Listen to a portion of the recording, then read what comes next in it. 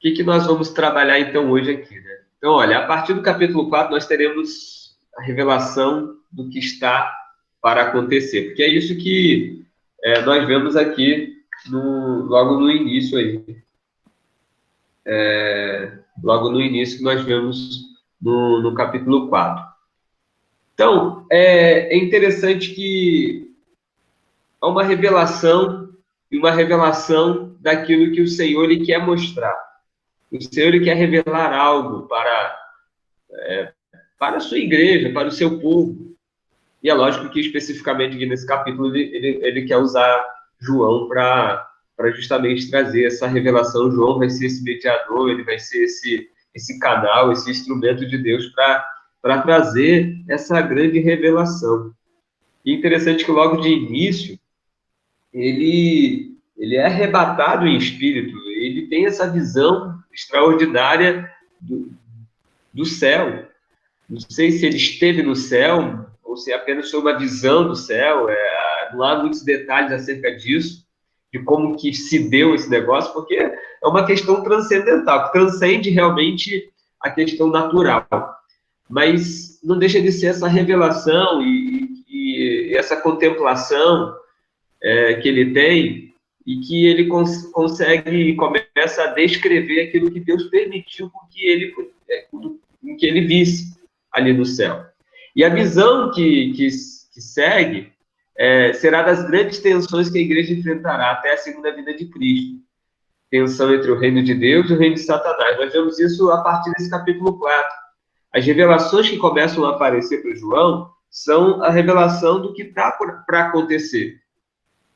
E coisas que não aconteceram ainda também, até hoje, vamos dizer assim. Deus revelou a João lá naquela época. Então, e principalmente nós vemos essa tensão, porque a gente vai falar aqui sobre o tema central, é o tema do trono, e vai existir justamente essa tensão entre o reino de Deus e o reino de Satanás. É um embate entre esses dois reinos. O reino de Satanás que se levanta contra a igreja, que se levanta contra o povo de Deus, que se levanta para perseguir. Enquanto isso, nós temos o próprio Deus, o seu reino, mesmo diante dessa ação maligna, Deus continua governando e reinando. Essa é a visão que logo de cara, de início, porque essa é uma visão que vai permear durante esse capítulo 4, vai até o capítulo 16, 18, vai trabalhando essa tensão.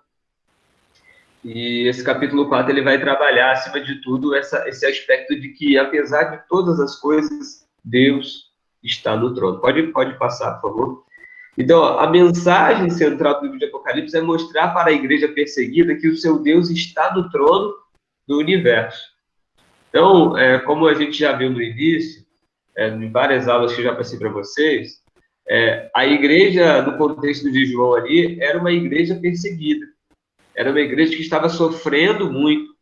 Muitos cristãos estavam morrendo, e morrendo pelo simples fato de serem cristãos, de serem discípulos de Jesus. Muitos estavam sendo, a maneira como a gente vê na história, como se dava a morte deles, muitos eram queimados vivos, outros jogados para as feras no Coliseu, outros eram jogados com peso e jogados no mar para morrerem afogados. Então, outros eram crucificados, como o próprio Jesus foi. Pedro também foi crucificado. Então, assim, foi uma violência muito grande, uma perseguição muito grande aos cristãos. Então, João, ele traz essa revelação para a sua igreja da época e também para as igrejas do futuro, mas era uma revelação consoladora e confortadora da parte de Deus, que apesar de tanto sofrimento, de todo o sofrimento, de toda a perseguição, Deus continua no trono. Deus está no trono, está governando, está reinando.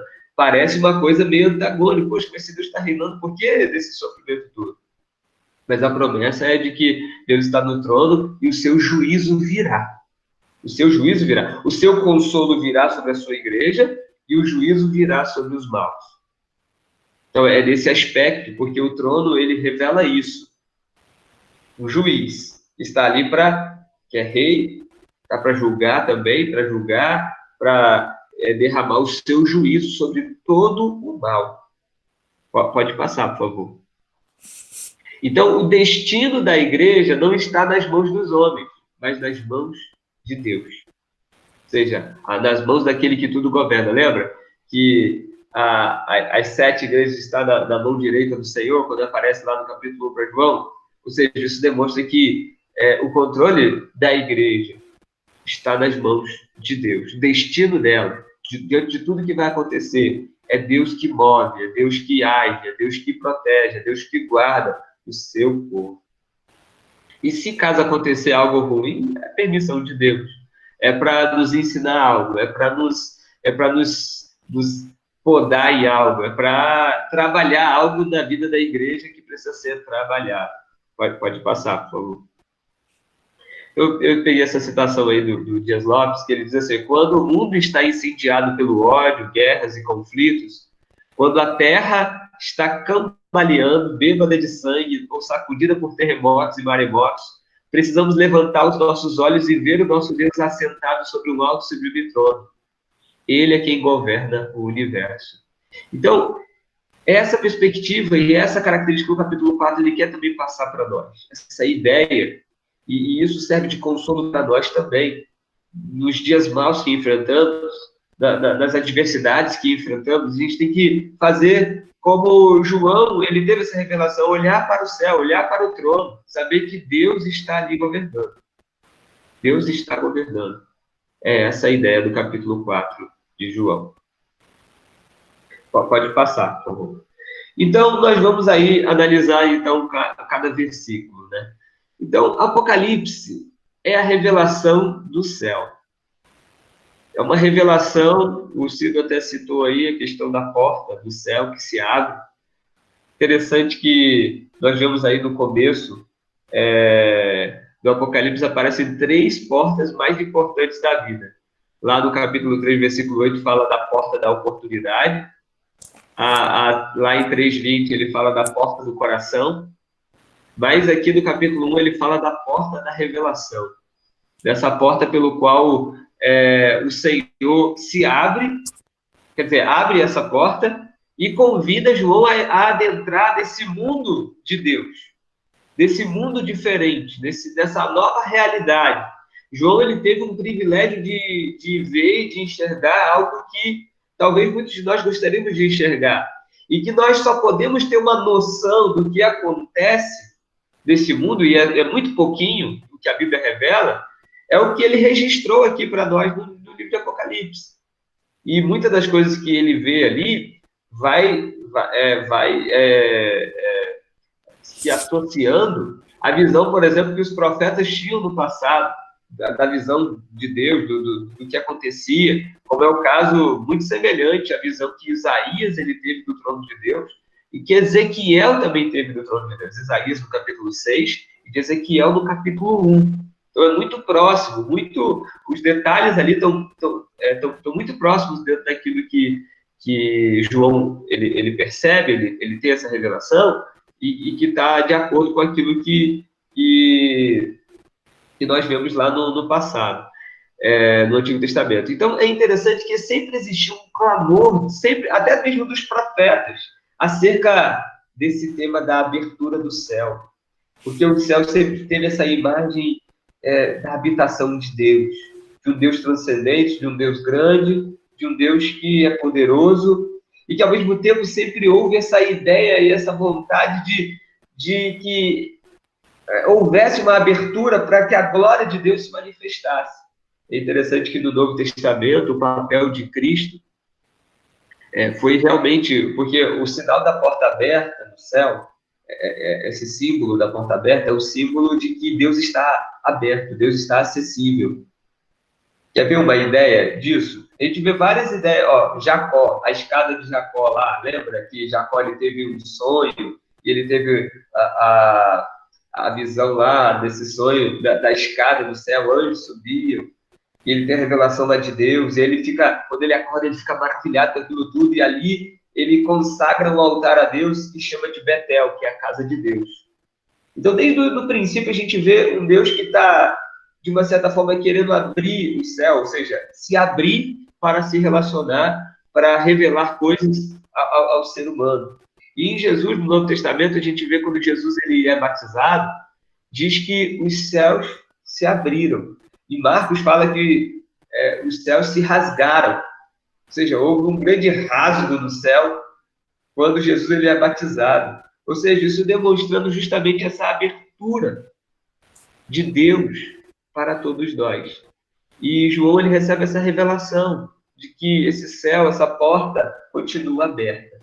Ou seja, Deus quer ali trazer algo. E só para ter essa ideia desse anseio pela porta aberta do céu, lá em Isaías 63, 19, 64, 2, diz assim, ó, tornando-nos como aqueles sobre quem tu nunca dominaste e como os que nunca se chamaram pelo teu nome. Ó, se fendesse os céus e descesse, para fazeres notório o teu nome aos teus adversários. Então, essa profecia de Isaías, essa palavra de Isaías, o desejo que o céu se abrisse, se rompesse, Deus descesse para que o nome dele fosse conhecido, a partir do Novo Testamento começa a acontecer. E, em especial, aqui no capítulo 4, Deus dá essa revelação para que o nome dele fosse conhecido também, como é conhecido hoje nesse livro do Apocalipse. Então, aqui há uma revelação para que Deus, a sua ação, o seu poder, fosse conhecido entre todos nós. Isso é maravilhoso. Né? Então, toda vez que eu vejo isso aí, eu falo assim, nossa, que coisa grandiosa estudar e ver essas revelações, esses aspectos do livro de Apocalipse. Pode passar, por favor. Então, João ele é chamado ao céu para ver o que deve acontecer. Pode passar. E o Deus que está no trono determina tudo o que acontece. Então, essa é a visão que a gente tem ali no versículo 1 e 2. Ele tem uma visão de Deus que está no trono, e a partir do trono, tudo vai acontecer. É lógico que a partir do capítulo 5 e 6, a gente vai vendo que é dali, é como se o trono de Deus fosse uma grande sala de controle. A gente vê muito em filme, esses filmes de ficção científica. Então, é dali que Deus controla e move as coisas, e ali é que a gente vai vendo os selos se abrindo, as trombetas tocando, as taças sendo derramadas, então é tudo a partir do trono de Deus. Pode passar. Então, João tem uma visão do que acontece no céu e a revelação das ações de Deus, daquilo que Deus ele age, e ele move, e ele faz. Pode passar. Bom, do versículo 2 ao versículo 7, nós vemos, então, a descrição que João ele traz do trono. A irmã Verônica citou ali a questão de João tentando descrever Deus. É lógico que Deus é indescritível. Não tem como descrever Deus. A Bíblia diz que nenhum homem viu a Deus. Até porque quando Deus ele fala, Moisés ele queria ver a face de Deus, mas Deus falou assim, nenhum homem pode me ver, porque se ver vai morrer. Ou seja, ninguém viu a Deus. Nem mesmo João conseguiu ver a Deus. Ele dá uma descrição daquilo que ele vê no trono, mas ele não consegue descrever a Deus ali, ele não consegue falar. Ele tenta comparar aquilo que Deus permitiu dele ver. Ele viu apenas faíscas daquilo que verdadeiramente é a essência de Deus. Então, quando eu vejo e medito nessa passagem aqui, isso me aguça a curiosidade. Isso aciona no cérebro essa ideia, meu Deus, o que João viu então? Aquela curiosidade, o que Deus permitiu dele ver? Paulo, quando a gente vê lá em 2 Coríntios 12, quando a gente vê Paulo, lá dizendo que ele foi arrebatado até o terceiro céu e tal, ele não descreveu aquilo que ele viu, porque não foi permitido. Ele ficou abobado, não sei, essa palavra, ele ficou meio abobado diante daquilo que ele não conseguiu nem descrever aquilo que ele viu. Então, é mais ou menos essa característica que a revelação da palavra de Deus ela traz para nós, de aguçar em nós o interesse e o desejo de conhecer mais de Deus. E aí no versículo 2, pode passar, João ele viu então esse trono no céu. E o trono, e esse é o tema central aqui desse capítulo, né? O trono é um lugar de honra, de autoridade e de julgamento.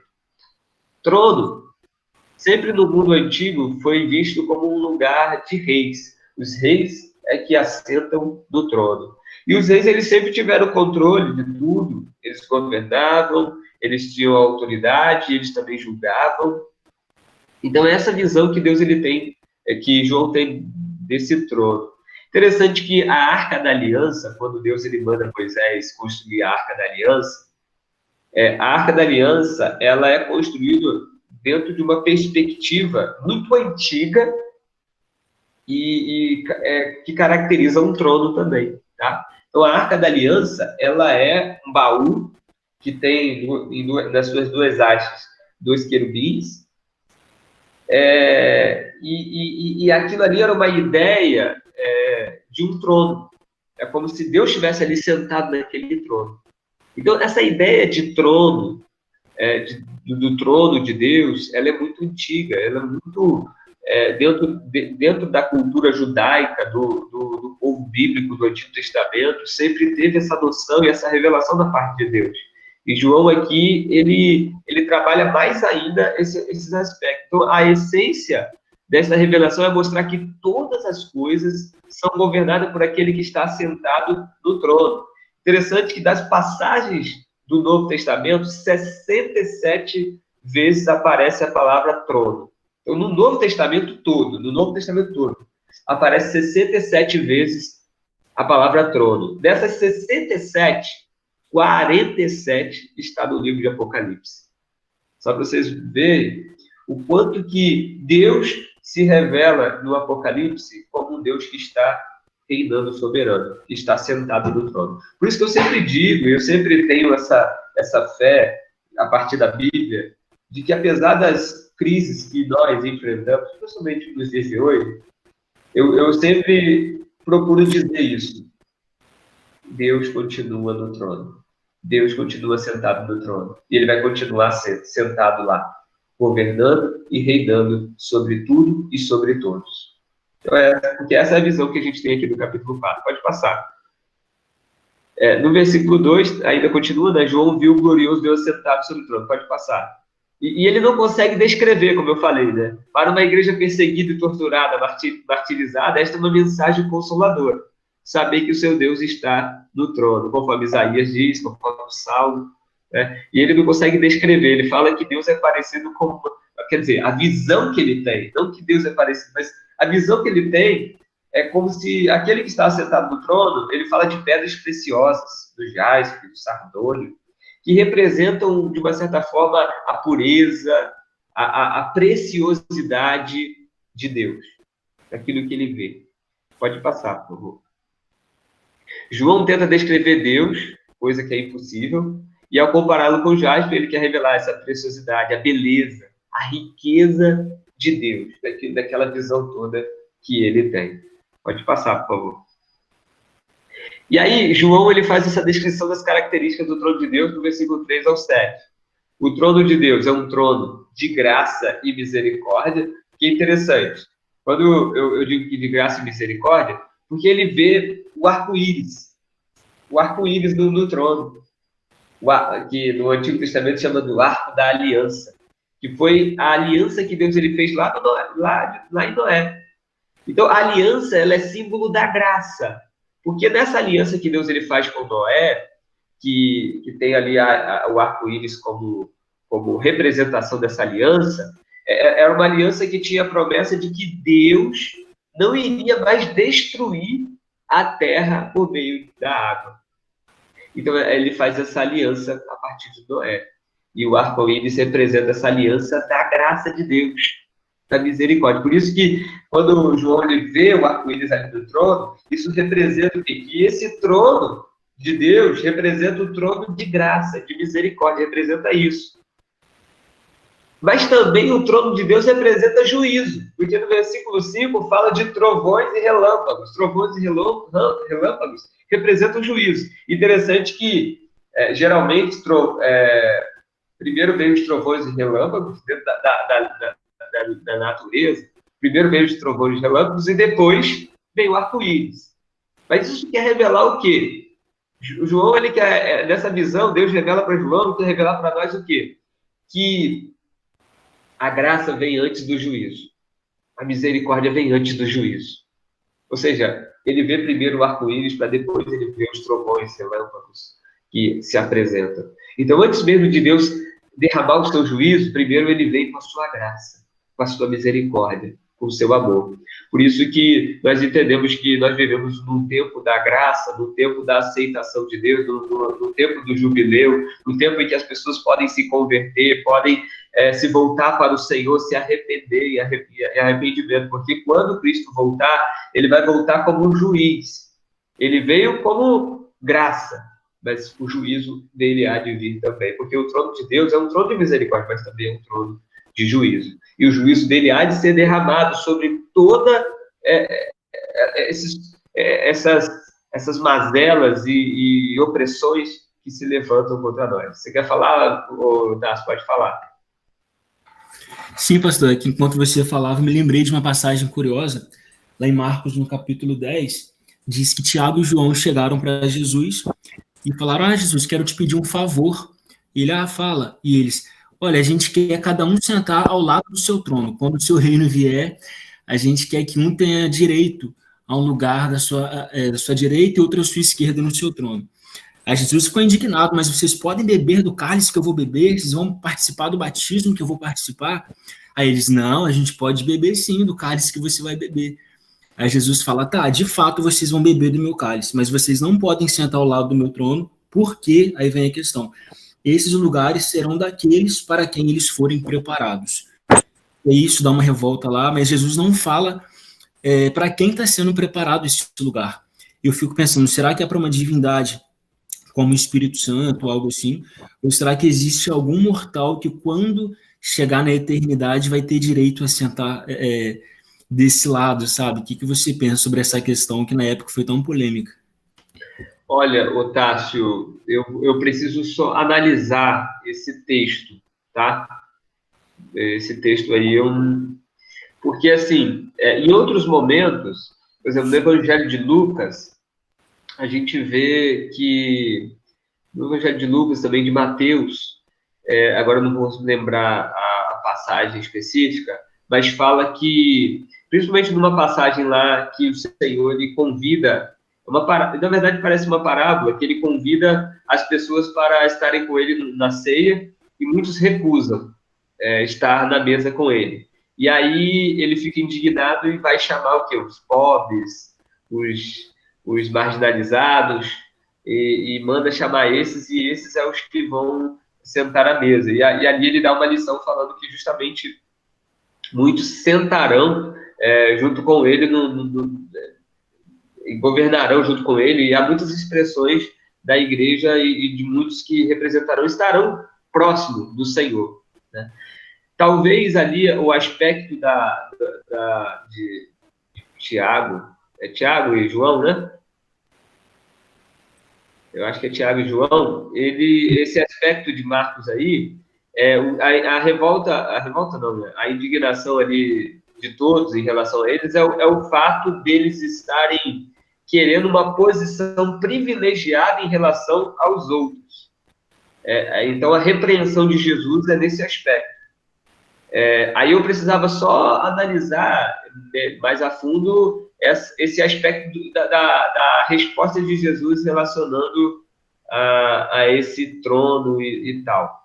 Tá? Porque, assim, como a gente vai ver aqui, existem outros tronos junto do trono de Deus, que são os 24 tronos. É lógico que não seria literal isso. Lógico, é todo um aspecto simbólico, porque, como nós já vimos, os 24 tronos, que são os 24 anciãos que estão sentados nesse trono, representam a totalidade da igreja, do povo de Deus que reina e governa junto com Cristo. Então tem esse aspecto também. Então eu precisava analisar melhor esse texto aí de Marcos, para saber qual é a intenção realmente do texto em si. Mas uma coisa é certa, o que motiva a Tiago e João ao querer sentar no trono e tal é no aspecto deles quererem uma posição privilegiada em detrimento aos outros, dos outros apóstolos. Aí causa uma grande confusão entre os discípulos ali, e Jesus tem que apaziguar essa questão. Eu acho interessante assim, o fato deles estarem cobiçando esse lugar de privilégio. Eles falam, mas eu quero sentar ao lado do seu trono glorioso. Eles têm noção de que o trono é glorioso, eles reconhecem Jesus como esse rei. E eles buscam um lugar de destaque, diferente das figuras lá em Apocalipse, quando a gente vê que os anciãos, diante do trono, eles não cobiçam um lugar de prestígio, pelo contrário, eles pegam as suas coroas e lançam ao trono, porque eles reconhecem que Cristo merece a glória e não eles. Então a gente vê que é um paradoxo em relação à cobiça humana, que quando olha para o rei, que é um destaque nessa glória, contra a humildade e o sentimento de adoração daqueles seres lá diante do trono, que já se esqueceram de si e da sua própria glória, e o que buscam, na verdade, é engrandecer mais a Cristo, entregar toda a sua glória, a sua coroa, a sua riqueza, porque sabe que ele é digno, a gente não. Então, é justamente isso daí, porque os 24 anciãos, eles já estão numa visão já glorificada, enquanto os apóstolos, eles estão ainda na sua carnalidade. E é interessante isso, de você citar isso daí no Evangelho de Marcos, porque isso mostra que os discípulos, eles eram de carne e osso, né? Eles eram falhos, assim como nós somos também. Não é isso? A gente, às vezes, não tem um pouco orgulho, muitas vezes, do sobe, às vezes, na nossa mente. Talvez não dessa maneira, mas de outras formas, de outras maneiras.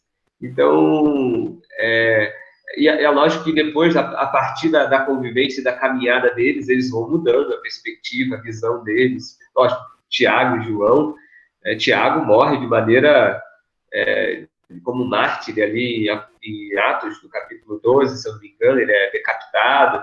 Então mostra depois do batismo do Espírito Santo, depois do Pentecostes, a vida deles são realmente, depois do encontro com Jesus ressuscitado e com o Pentecostes, a vida deles são transformadas. Então assim assim a igreja deve caminhar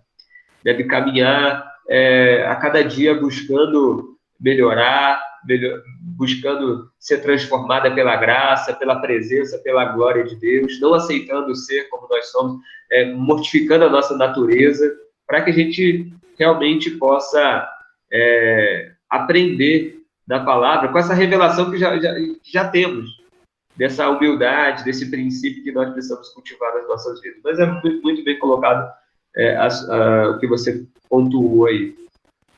Justamente esse paradoxo dos anciãos que se prostram, que não se acham dignos, enquanto os outros querem. E a gente vê isso muito hoje nesse meio evangélico, muitos querendo posições, muitos querendo cargos, muitos querendo aparecer. É aquele detalhe, muitos não querem servir, querem ser vistos. É diferente. Pode passar, por favor. E aí, a igreja glorificada participa do reinado e julgamento do mundo. Ó. O versículo 4 fala sobre isso.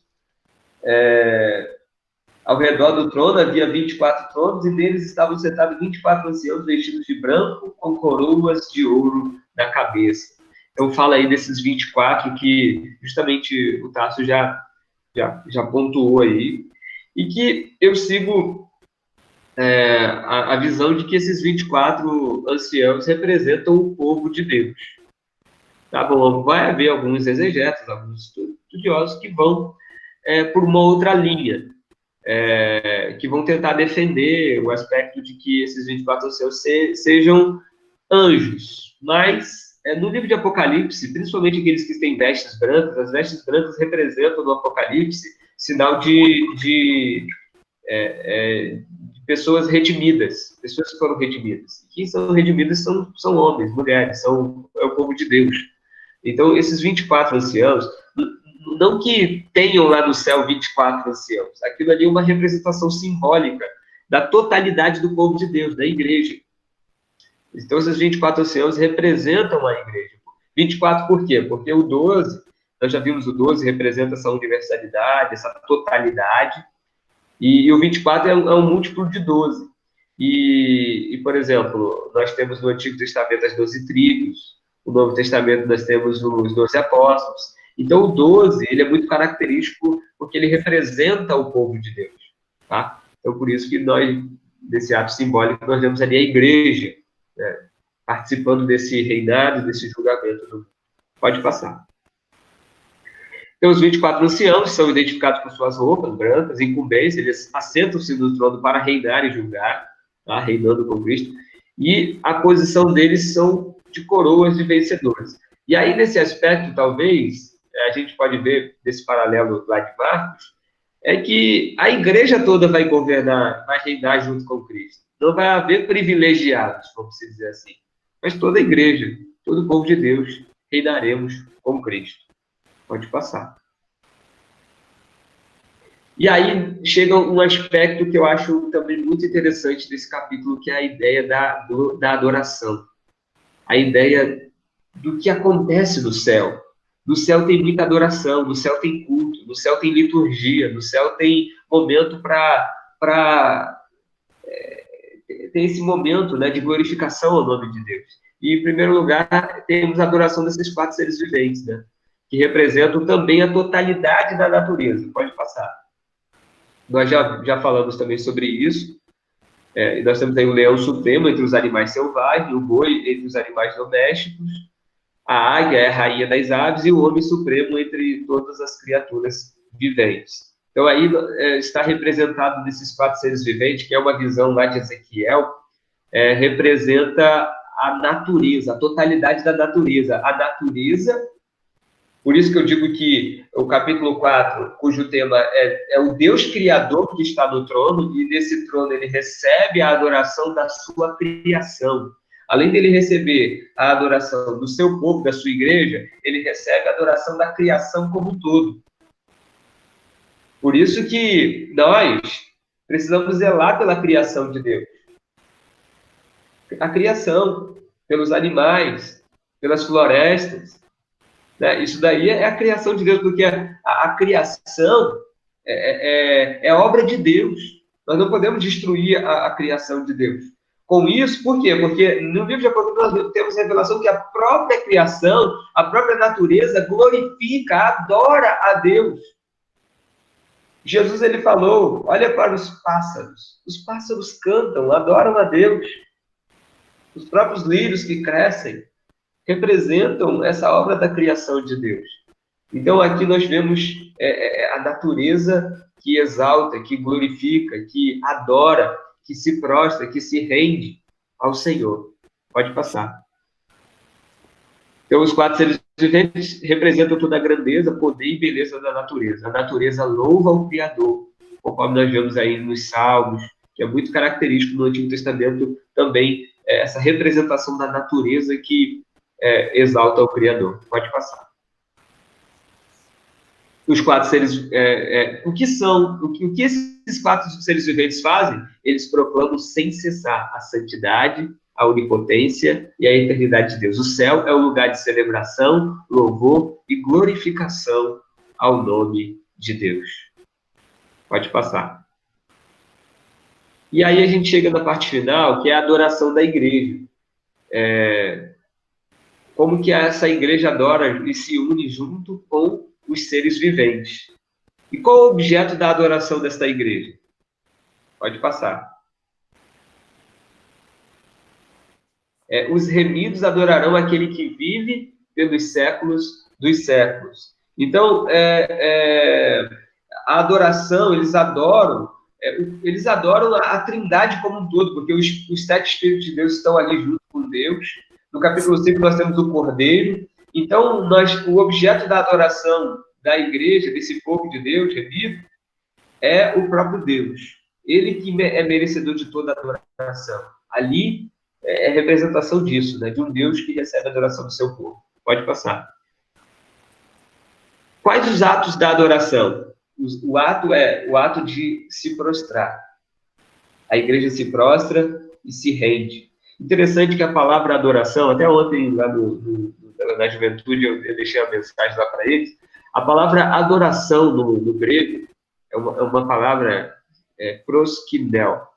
É uma junção de duas palavras que a ideia é o seguinte, é beijar em direção. Interessante o significado literal, vamos dizer assim, da palavra adoração. Adoração quer dizer beijar. Beijar, beijar no sentido de você se curvar beijando, como se beija os pés, beija se curvando assim, beija o chão. Então, a ideia de adoração é uma ideia de reverência, de rendição. Porque é muito interessante no mundo antigo, principalmente no Antigo Testamento, as posições de adoração e de oração. Aqui não dá para demonstrar para vocês, mas geralmente a forma que eles adoravam ou eles se deitavam com a cabeça totalmente de bruço, né, beijando o chão, totalmente beijando, ou curvado, ajoelhado, porque a ideia, por que é a ideia de rendição? Porque é a ideia da nuca, sabe a nuca? A nuca representa vida. Então, por exemplo, a condenação, muitos dos povos antigos da época, eles faziam, uma das maneiras deles condenarem era decapitando pessoas. Né? Então, a pessoa colocava a sua cabeça, vamos dizer assim, em risco. Então, essa ideia de prostração, da pessoa que se prostra, que se curva, e coloca a sua nuca à mostra, coloca a sua nuca vulnerável, isso é sinal de rendição. É sinal de que você está totalmente vulnerável, que você está totalmente rendido. É como se fosse hoje, por exemplo, um policial está com a arma na mão e fala assim, olha, mão para o alto. Então você se rende, não é isso? Então essa é a ideia da adoração. A adoração é você se prostrar, colocando a sua nuca, que é símbolo de vida, vulnerável. Aquele pelo qual você sabe que é soberano e tem autoridade sobre a sua vida. Essa é a ideia de adoração. Por isso que os seres lá, a igreja, os anciãos, eles se prostram, curvando-se, se rendendo em adoração. Então, esse é o sinal, essa é a reverência da adoração. Pode passar. E quais palavras da adoração? E as palavras, tu és digno, Senhor, Deus nosso, de receber a glória, a honra e o poder. É essa adoração que acontece, né, no céu e que nos inspira, e que deve nos inspirar nos dias de hoje. Para concluir, então, para eu também abrir para vocês aí, caso queiram fazer alguma pergunta ou comentar algo, pode passar. Concluindo aí, né? Toda a história começa com Deus, está sob o controle de Deus e terminará segundo a vontade de Deus. É isso que nós devemos entender aqui dentro dessa revelação do capítulo 4. Pode passar. Este capítulo tem 3 propósitos principais. O primeiro, fundamentar nossa própria adoração litúrgica com base na adoração que oferecem os seres celestiais na sala do trono. Ou seja, a nossa adoração tem que se inspirar nesses seres celestiais. Desde lá do Antigo Testamento nós vemos isso. Os seres que não cansam de adorar, não cansam de se render ao Senhor. E a gente tem que separar a adoração de música, tá? Uma coisa limitada, vamos dizer assim, a gente usa a música para adorar, mas a adoração vai além da música. Você honrar a Deus vai além da música. Porque às vezes a gente confunde muito a adoração com música. A gente pode usar da música para adorar a Deus, mas não se resume a isso, a nossa adoração. Tá? A adoração não se resume só a você cantar. É isso que eu quero dizer. Ou seja, a adoração envolve o nosso culto, a nossa vida. Envolve a nossa devoção, envolve a nossa fé, envolve a gente honrar e dignificar a Deus em tudo aquilo que a gente faz. Segundo, contrastar a grandeza de Deus com a glória terrena de César e de todos os governantes terrenos, porque fala muito de trono aqui o capítulo 4. Porque naquela época existia um trono, o trono de César, o trono do Império Romano. Mas, apesar da perseguição que o povo de Deus sofria, o trono de Deus continua de pé, e a grandeza e a glória dele é superior a qualquer glória de qualquer governante desse mundo. Terceiro, mostrar que o juízo de Deus está fundamentado em sua santidade e em sua obra, ali é a obra redentora. Então, entender que, acima de tudo, Deus está no trono. Porque a minha... Não precisa corrigir agora não, Daniela. É porque meu computador aqui, as teclas, o B, o H, sempre falha. É só Jesus aqui. Mas depois eu corrijo. Obrigado. Então, mostra que esse juízo de Deus, o juízo de Deus acima de tudo, Deus está para julgar este mundo. E nós, o seu povo, precisamos nos arrepender. Pode passar? Pode passar?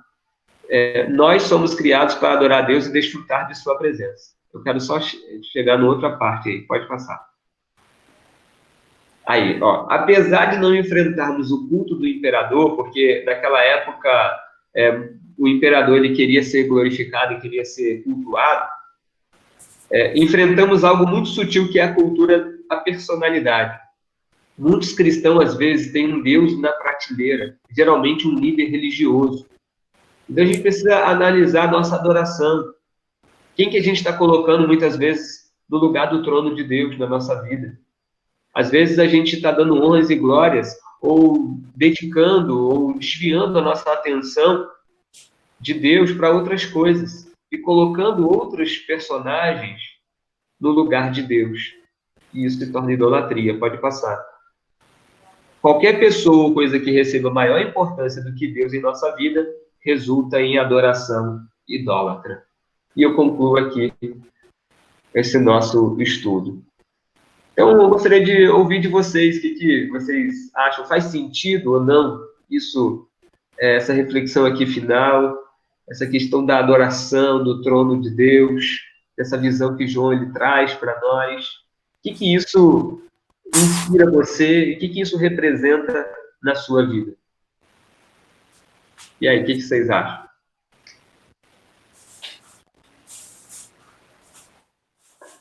Pode tirar, Daniela, por favor. E muito obrigado. Pastor. Sim. Aquela hora que o pastor falou da adoração só de música, você tem que ver qual, se for se louvar, qual louvor realmente que está exaltando a Deus. Que está assim, porque tem muita música que não está exaltando a Deus realmente, parece que está exaltando o próprio homem. E isso nós precisamos de prestar muita atenção. É verdade, Irmã Verônica. Isso daí, esse ponto que a senhora tocou, foi assim, foi no calcanhar de Aquiles da igreja evangélica hoje em dia. E eu tenho tido, me falta um pouquinho de tempo, né, mas eu tenho tido um interesse muito grande de trabalhar, de estudar um pouco sobre essa questão da adoração, tanto no Antigo Testamento quanto no Novo. E para aprofundar nessa questão, principalmente, eu já pesquisei, já fiz na época da faculdade, meu TCC foi em Salmos, e é interessante, porque hoje em dia a gente não dá para ter atenção a nossa, vamos dizer assim, a nossa doutrina bíblica, vamos dizer assim, acerca de alguns cânticos, do cantar. Às vezes a gente vai muito pelo aquilo que está na fama, é famoso, que está nas paradas de sucesso, e às vezes a gente não para olhar a letra, e não para perceber aquilo que a gente está cantando. E realmente, quando a gente vai analisar, por exemplo, o livro de Salmos, porque os Salmos depois se tornou um grande inário do povo de Deus da época. Então, eles cantavam, porque o cântico, ele representa uma maneira de ensino também, e de doutrinamento. Então, hoje em dia tem uma salada de fruta misturada com tantos cânticos que a gente ouve aí. E também existem muitos cânticos muito bons, que são muito profundos, mas que a gente canta da boca para fora também. Esse é o problema. Então, acho que é uma coisa que precisa ser trabalhada no nosso coração. Posso falar, pastor? Ô, Marlene, sim. Graça e paz, igreja. Amém. Graças a Deus. Esse ponto aí que a irmã Verônica comentou é muito fundamental para nós crentes, porque eu também tenho visto isso nos louvores, né? E Deus me falou muito ontem sobre isso. E até eu comentei com o Eduardo, né? Eu disse, a gente tá ouvindo tantos louvores aí que Deus não se agrada, né? E eu comecei a fazer tipo assim, uma lista dos louvores que eu vou ouvir agora. Uhum. Porque nós crente, nossos filhos, principalmente nossos filhos adolescentes, né? Eles estão ouvindo muito hino que não agrada a Deus. É tipo assim, hinos mundanos. É para si próprio, não é para adoração a Deus.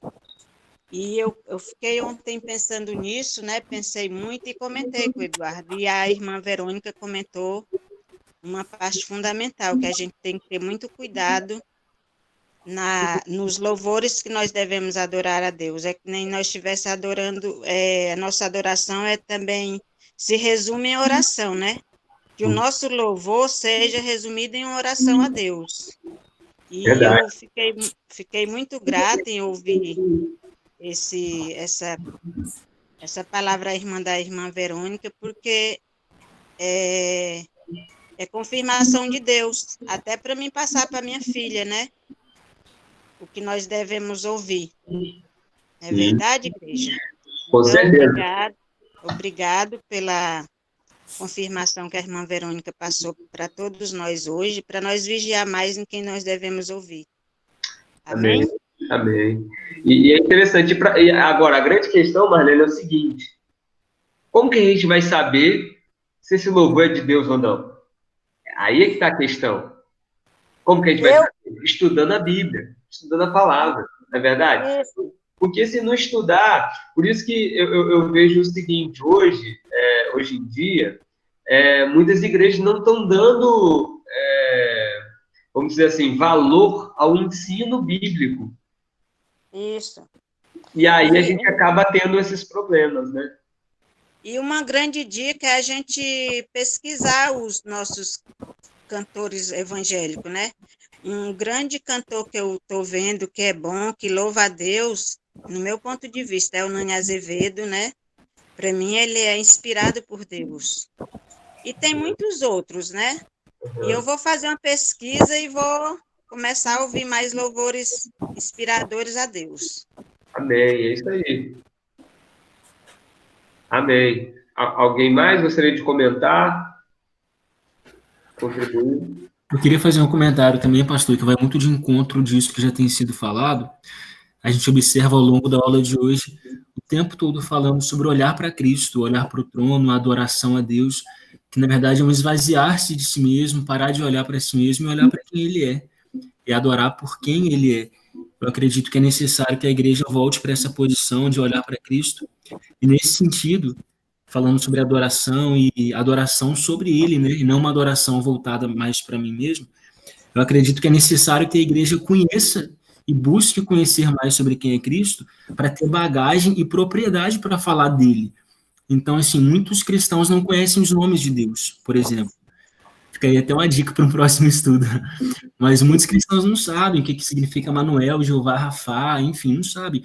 E não sabem nem as características que a própria Bíblia dá bagagem para falar sobre Deus. Lá em Isaías fala que ele é maravilhoso conselheiro, Deus forte, príncipe da paz. Então, a Bíblia conta sobre quem ele é em diversos textos e nos dá adjetivos, nos dá características para esse tempo de adoração, para a gente falar dele com base em quem ele é. Mas muitas vezes a gente fica muito restrito a um Deus provedor. Então, eu vejo que é necessário a gente conhecer, buscar conhecer mais sobre quem Deus é, para que a gente incorpore, para que a gente aumente, para que a gente potencialize esse período de adoração que é sobre ele e não sobre a gente. Amém. Justamente. E nesse aspecto aqui, nós estudamos, João tem a revelação de um Deus criador. Ele diz assim, tu és digno, Senhor Deus, de receber glória, honra, poder, pois criaste todas as coisas. por tua vontade elas vieram a existir e foram criadas. Isso daqui, quando nós vemos esses cânticos aqui, muito provavelmente, tá? Você pode ver aqui no livro de Apocalipse, sempre quando... Não sei se eu vou dar para mostrar para vocês. Quando está em forma de... Me ajuda aí, Tássio. De poesia, seria isso? Quando é narrativo, ele está assim, tudo justificado, né, o texto. Quando ele está assim, ó, nesse aspecto igual à poesia, então você pode notar isso em algumas Bíblias que estão aparecendo assim, em versos, isso mesmo, em versos. Quando está em versos, a Daniela falou aqui, ó, quando está em versos assim, igual na poesia, muito provavelmente esses cânticos, eles eram usados na liturgia dos primeiros cristãos, tá? Então, o livro de Apocalipse, ele é um livro litúrgico. Então, muito possivelmente, eles cantavam isso daqui. Os primeiros cristãos cantavam esses textos aqui.